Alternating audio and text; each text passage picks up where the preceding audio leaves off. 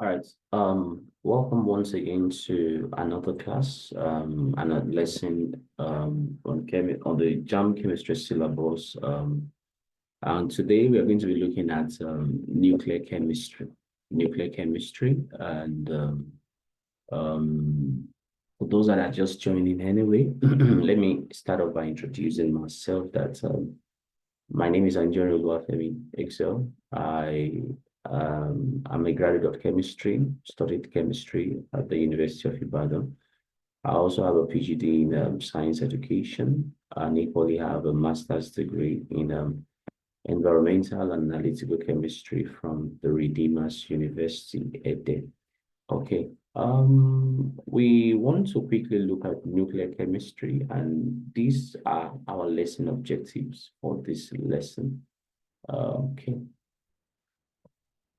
By the end of this lesson, students should be able to, one, define radioactivity and identify types of radioactive emissions. And number two, describe the properties of alpha, beta, and gamma radiations. And then thirdly, write and balance simple nuclear equation. And the fourth lesson objective is it's expected that you should be able to differentiate between natural and artificial radioactivity and also calculate the half-life of radioactive substances and apply the knowledge of nuclear chemistry to real-world applications. Okay, let's start off with the first slide now. We want to define what radioactivity is, and some of us have heard of the word radioactivity, so it's not so strange to us. So basically, radioactivity is the spontaneous emission of particles or electromagnetic radiation from the unstable nucleus of certain atoms as they decay into more stable forms. Okay. Now, the types of radioactive emissions that we have are number one, alpha particles. And what are some of the characteristics of alpha particles? Number one is that it contains 2 protons and 2 neutrons. That's the helium nucleus, it carries a +2 charge and a mass number of 4 and an atomic number of 2. Alpha particles have penetration that is low. They have low penetration rates. They can easily be stored by paper or even the skin. In terms of the ionizing power, they have high ionization power. They ionize greatly. And that's one of the reasons why they are also very dangerous and must not just be we must not expose ourselves to alpha particles. Okay.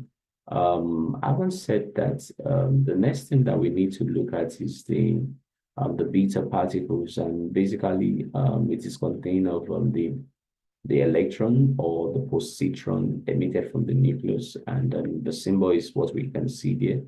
And that thing that looks like a B and then has a negative for electron, and then for positron that carries a positive charge. So basically it can be a -1 or a +1 for the charge, and then the mass number is 0, whereby the penetration for beta particles is moderate and can be stopped by aluminum foil. So it's a bit more penetrating than alpha particles. Then ionizing power is also moderate. Now, for gamma rays, the composition, it has high energy electromagnetic radiation. The charge is 0, mass number is 0, penetration very high, requires thick lead to concrete to shield. So you don't just expose yourself to gamma rays because it has high penetration properties. And then in terms of ionization or ionizing property, it has a low ionizing power. Okay. All right. Having said that, let's look at some of the properties of radioactive emission. And I've created a table for us to just look at it, at a go like that. So in terms of radiation type, composition, charge, mass number, penetration power, ionizing power, and then deflection by magnetic field. Now let's look at the alpha particles. It has 2 protons and 2 neutrons, and it is synonymous to the helium nucleus. Okay. In terms of charge, it carries a +2 charge, and the mass number is 4. The penetration power is low, the ionizing power is high, and it is deflected towards the negative plates of the magnetic field or by a magnetic field, okay? Beta particle electron, that's the composition, -1 charge, approximately about 0 mass number, then moderate penetrating power or penetration power, and also moderate ionizing power. It is deflected towards the positive plate. So that's that for beta particle.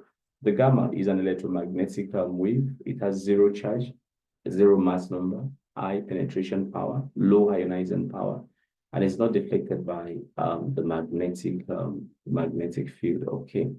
All right. Now, nuclear reaction is another thing that I want us to look at. And nuclear reaction involves changes in atoms nucleus and are represented by nuclear equation, which must balance both mass number and atomic numbers. So what are the types of the nuclear reactions that we have? We have what we call the alpha decay. The alpha decay, which is an unstable nucleus that emits an alpha particle. A very good example is when you have uranium-238. You know, uranium-238 is unstable, and then when it emits alpha particles, it ends up giving us thorium-234. You know, and you can see that if you look at the right-hand side of the nuclear reaction and the left-hand side, you can see that there's a balance. And what happened is that 4,2H, which is the nucleus, helium nucleus, is representative of the alpha particles that has been emitted. And that is how a typical nuclear reaction for alpha particle decay, you know, looks like. For the beta decay, you say a neutron is unstable. A neutron in an unstable nucleus converts into proton, emitting a beta particle. Now, a very good example is when we have carbon-14. You know, when we have carbon-14 transiting, you know, to to nitrogen 14. Now, what happened is that a neutron is released, and an electron is released, so to speak, and that is what you have there. That 0 - 1e represents, you know, the beta decay or beta particle that is giving off. So what happens basically? Let me just recap and just go again from the alpha particles or alpha decay.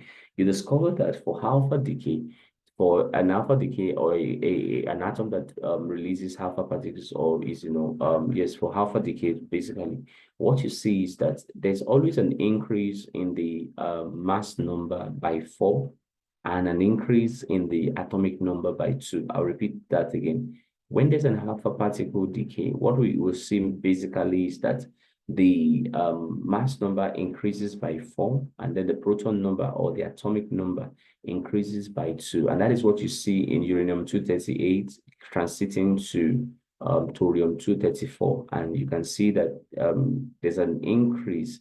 For you to be able to get what's it called, uranium back, you have to increase, you have to add, you know, 4 to the mass number and 2 to the what's it called, to the atomic number or proton number. So what I'm saying is that for alpha particle, you know, or alpha decay, you always have an increase in mass number by 4, and then an increase in atomic number by 2. For on the other hand, for beta, the beta decay, you always have an increase in the atomic number, while the mass number remains unchanged. Increase in the atomic number, the mass number remains unchanged. Okay. Gamma emission is another nuclear reaction that we can write. You know, after alpha or beta decay, the daughter nucleus may be in an excited state and release excess energy as gamma radiation. We give an example for cobalt-60 and then transiting to give us 6 nitrogen in the, nickel, pardon me, please, in nickel-60, that's 6028. And then when there's a beta decay, then you have a gamma that is also, you know, coming along with it. And basically what you see is that the gamma emission does not really have any significant effect like that on, you know, in a nuclear reaction, so to speak. Significant effect on the equation, that is what I mean. You understand? So, and that's that for that. Now, we would also be looking at nuclear fission, you know. And it's a situation whereby you have a heavy nucleus splitting into 2 lighter nuclei, now releasing energy. Take, for instance, you have uranium-235, you know. When there's a nuclear fission for this one, what you now have is what a barium and a krypton, you know. So 2 light nuclei has been created, and then 3 neutrons are also, given off in that process. So nuclear fission is just like a splitting, you're breaking down, into lighter or smaller, nuclei, so to speak, just like we saw with the equation using uranium-235. Okay. Also still talking about now talking about the nuclear fusion. Fusion is a situation whereby two light nuclei combine to form a heavier nucleus, releasing energy also in the process. So you have a deuterium and then a tritium. Yeah, sorry about that. I'm twisting a bit.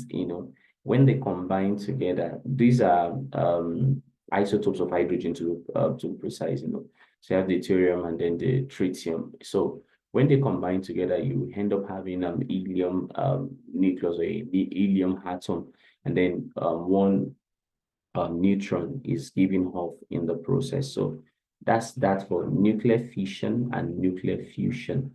Don't forget that we have looked at radioactivity. We have tried to define what radioactivity is.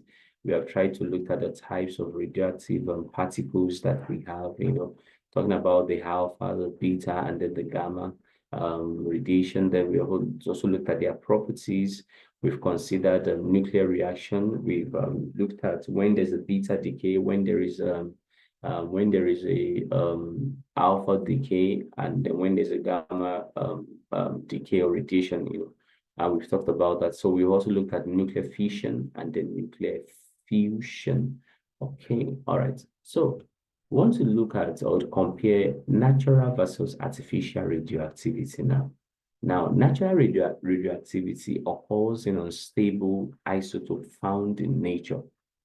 It occurs in unstable isotopes found in nature, such as uranium-238 and carbon-14. These are found in nature. So it occurs in unstable isotopes found in nature. Artificial radioactivity, on the other hand, is induced by bombarding stable nuclei with particles producing radioactive isotope not found naturally. I'll go over that again. Artificial radioactivity, on the other hand, involves the bombarding of a stable nuclei with particles, producing radioactive isotope not naturally found or not found in nature.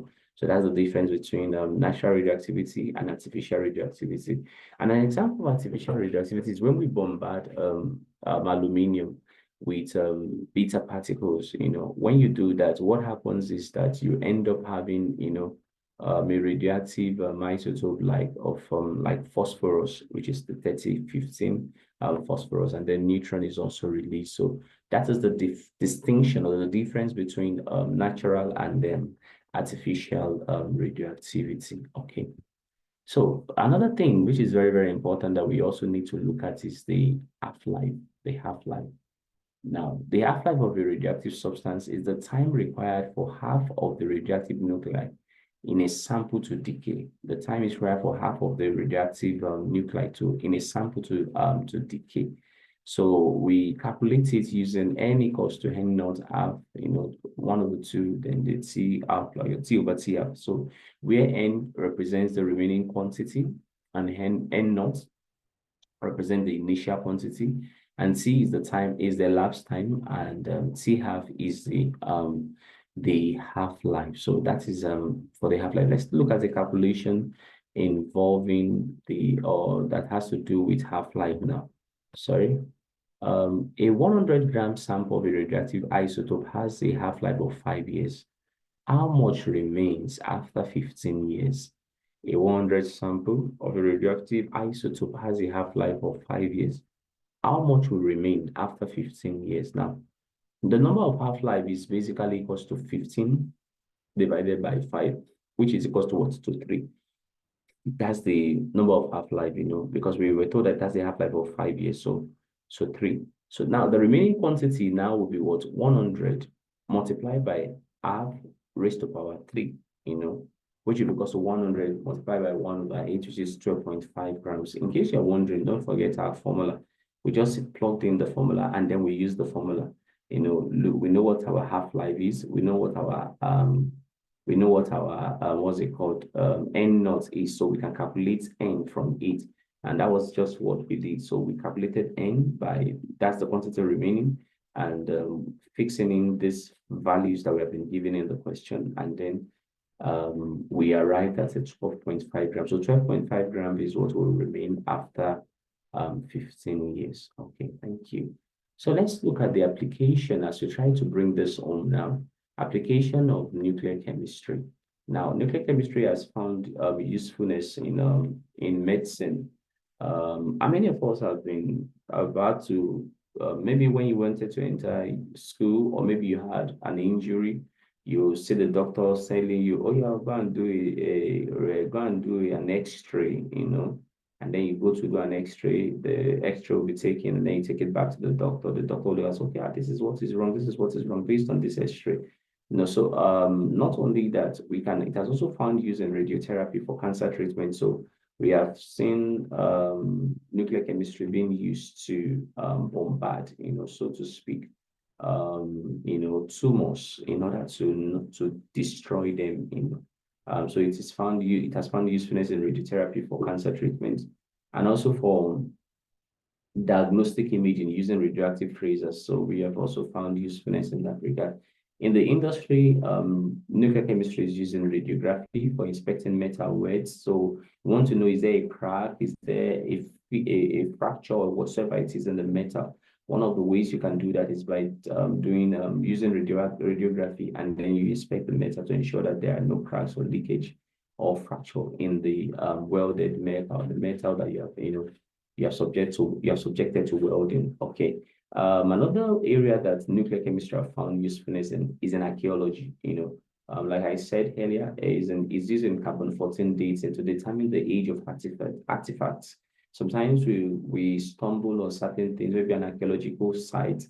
In the course of digging and checking, they stumble on certain artifacts or certain things that are quite ancient. And you're like, wow, how can we determine the age of this particular material sample that we have brought in from this archaeological site?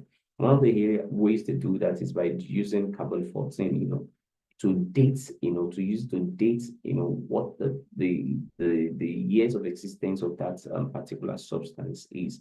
It has also found usefulness in energy. So nuclear reactors for electricity. Some nations of the world, use nuclear reactions, to generate electricity.